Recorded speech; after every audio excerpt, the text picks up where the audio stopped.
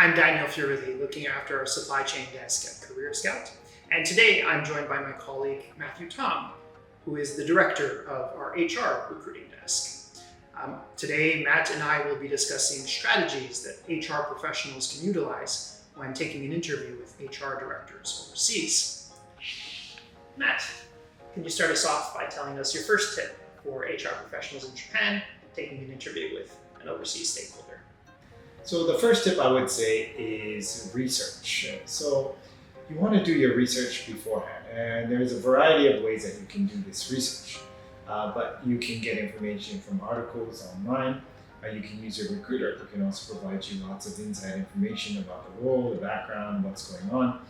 And then you can also use information from previous interviews. If, say, your interview with the HR director overseas is your third interview or second interview, you can use information from earlier interviews as well. And the key part of information you want to be researching and preparing for is the strategy and the challenges that specifically Japan is facing, and then how Japan fits into this larger picture for the region or globally.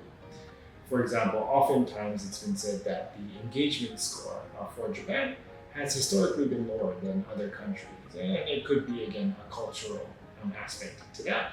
But that is one trend that has happened in the past. So you might want to think about preparing some information, for example, about your experience related to increasing engagement scores. So this type of preparation, again, doing research beforehand, specifically into some of the challenges that Japan is facing specifically, and then how Japan fits into the larger picture, and what this larger, maybe global strategy, or what is the main initiative or mission for HR this year globally for the company? What is the main mission for the company for HR in the region in APAC, and then even smaller here in Japan? Getting that sense before the interview will better equip you for really tailoring your answers during the interview to fit into, again, the pain points or the challenges that this company is facing. Got it. So researching about strategy and issues they're facing will be important. Yes. Are there any other vital pieces of information that the candidate should research in order to prepare for the interviews? Yes. So one key thing that is really important is the company values, the company mission, the company culture, and you can usually find this on the company's website homepage. So really understanding what is this company's core values. This is particularly important for HR, as again, they are assigned with implementing these core values into the HR policies and practices and culture building activities that they do. So understanding, memorizing, and mastering really, what these core values are and what they mean. And then when you're preparing your answers in the interview, so before the interview, you can maybe prepare, for example, scenario answers. If you're asked a question about this particular experience or skill set, you can provide an answer tying in the keywords from these core values. If it's about teamwork, you might emphasize how you were successful with filling a large number of positions within a short time, minimizing costs, and that was also due to the great teamwork that you had. And emphasizing some of these core values into your answers, that will really make an impression on the interviewer, as they are often looking specifically for these points when interviewing candidates, especially more than ever HR professionals. Okay, so really taking a deep dive to better understanding the company's culture or values will be important to prepare for interviews. Exactly. Okay.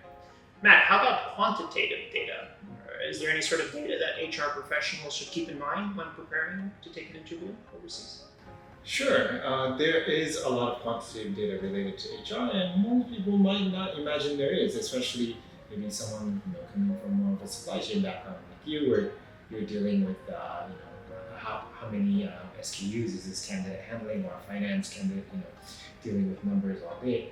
But HR professionals also handle a lot of work related to data, and being able to use the data or have these types of analysis is a really key skill that companies are looking for in HR professionals these days. So the first thing to keep in mind is there's been a trend. So in the past, HR was more of an operational function, and more recently, with the emergence of the HRBP role, HR has really shifted into becoming a much more strategic function and has earned their seat at the table, as many people would say.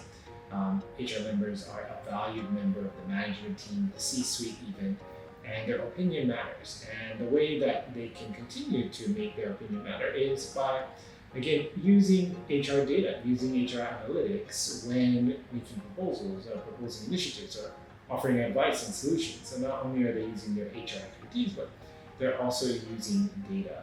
What kind of data? Well, you can use data such as the turnover rate in the company, the time to fill positions, the labor cost per headcount, and different things like this. But there always will be numbers, and if you can take a deep dive into your experience before the interview, preparing some of these figures in advance, and the more that you can use tangible numbers when giving answers during the interview, that will really set you apart, especially as an HR professional who, again, deals with maybe some more qualitative tasks or initiatives. Having this type of quantitative data, again, really will make an impression on the interviewer. Okay, that's great advice. Thank you for joining me today, Matt. Thank you for having me. Okay, so again, Matt is the director for our HR recruiting desk here at Career Scout. He'll be well positioned to support with your job search and provide insight and guidance like he's done today. So feel free to reach out to him should you be considering your next move in your HR career. Thank you. Thank you.